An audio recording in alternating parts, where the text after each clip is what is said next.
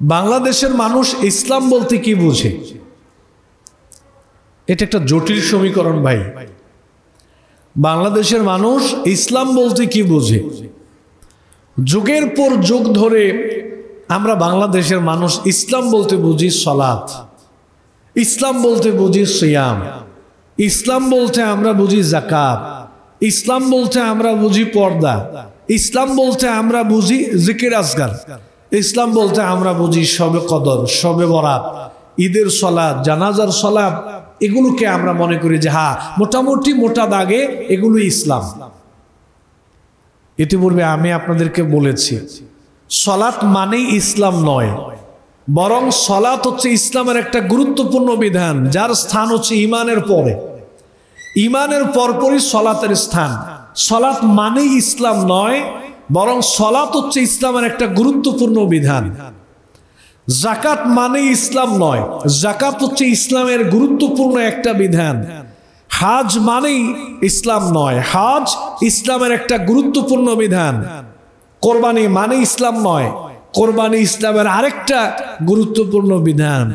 শবে কদর বলেন, ঈদের সালাত বলেন, জানাজার সালাত বলেন, কোরআন তেলাওয়াত বলেন, পর্দা বলেন, এগুলো ইসলামের আলাদা আলাদা একটা বিধান, কিন্তু এগুলোর মানেই পূর্ণাঙ্গ ইসলাম নয়।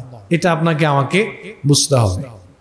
যুগের পর যুগ ধরে আমাদেরকে এটাই বোঝানো হয়েছে যে ইসলাম মানে হচ্ছে মসজিদ, ইসলাম মানে হচ্ছে মাদ্রাসা, ইসলাম মানে হচ্ছে ইয়াতিমখানা, ইসলাম মানে হচ্ছে মক্তব, ইসলাম মানে হচ্ছে কোরআন তেলাওয়াত, ইসলাম মানে হচ্ছে জিকির আজকার করা। নো, এগুলো ইসলামের আলাদা আলাদা একটা সাইড, ইসলামের আলাদা আলাদা বিধান, কিন্তু ইসলাম হচ্ছে একটা পূর্ণাঙ্গ জীবন ব্যবস্থার নাম। ইসলাম পূর্ণাঙ্গ কিভাবে সেটাই আমরা আজকে আপনাদেরকে বোঝানোর চেষ্টা করব। আল্লাহ সুবহানাহু ওয়া তাআলা সূরা মায়েদার মধ্যে ঘোষণা করেছেন, আল ইয়াউমা আকমালতু লাকুম দীনাকুম ওয়া আতমামতু আলাইকুম নি'মাতি ওয়া রাযীতু লাকুমুল ইসলামা দীনা। আল্লাহ প্রথমেই বললেন আল ইয়াউমা আকমালতু লাকুম দীনাকুম, আমি তোমাদের জন্য দিনকে, ইসলামকে পরিপূর্ণ করে দিয়েছি। পরিপূর্ণ মানে কি? এটা এমন পরিপূর্ণ যে একটা সুই ইসলামে ঢোকানোর কোনো সুযোগ আল্লাহ তাআলা দেন নাই।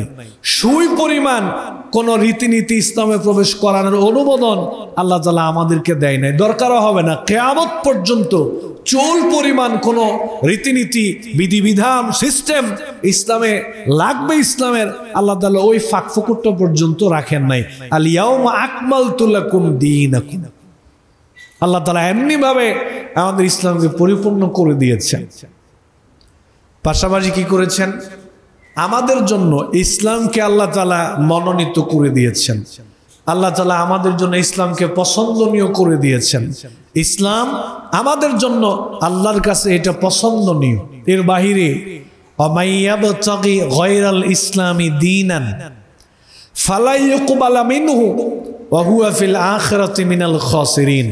ইসলাম বাদ দিয়ে মানব রচিত অন্য কোন ধর্ম, ইসলাম বাদ দিয়ে মানব রচিত অন্য কোন জীবন ব্যবস্থা, রীতিনীতি, সভ্যতা, সংস্কৃতি, এগুলো যদি তোমরা চর্চা করো, এগুলো যদি তোমরা মেনে চলো, এগুলো প্রতিষ্ঠার জন্য যদি তোমরা চেষ্টা করো, সংগ্রাম করো, লড়াই করো, তাহলে আল্লাহ তাআলা বললেন এগুলো কোনো কাজে আসবে না। বরং ইসলামকে কেন বাদ দিলা? পরকালে জাহান্নামে চলে যেতে হবে। এই জন্য বন্ধুগণ আমার, ইসলাম হচ্ছে একটা পরিপূর্ণ জীবন ব্যবস্থার নাম। এবার আসেন আমরা দেখি ইসলাম পরিপূর্ণতার সংক্ষিপ্ত একটা রূপরেখা, আমরা চিত্র আপনাদের সামনে তুলে ধরার চেষ্টা করছি। এই যে দেখেন, আল্লাহ সুবহানাহু ওয়া তাআলা এই কোরআন কারীমে মানব জীবনের সকল দিক নিয়ে আল্লাহ সুবহানাহু ওয়া তাআলা আলোচনা করেছেন, কথা বলেছেন, নীতি নির্ধারণ করে দিয়েছেন, নীতিমালা দিয়েছেন, নির্দেশনা আল্লাহ তাআলা কোরআন কারীমে দিয়েছেন। এই কোরআন খুললে আমরা সালাতের কথা পাবো, এই কোরআন খুললে আমরা যাকাতের কথা পাবো, কোরআন খুললে আমরা হজ্জের কথা পাবো, কোরআন খুললে আমরা উমরার কথা পাবো, জিকির আজকারের কথা পাবো, বাবা মার খেদমতের কথা পাবো। এই কোরআন খুললে আমরা কোরবানির কথা পাবো, এই কোরআন খুললে আমরা স্বামী স্ত্রীর হকের কথা পাবো।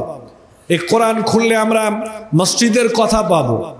এই কোরআন যদি আমরা খুলি হালাল হারামের কথা কোরআন বলেছেন, পর্দা নিয়ে আল্লাহ তাআলার কোরআন কথা বলেছেন।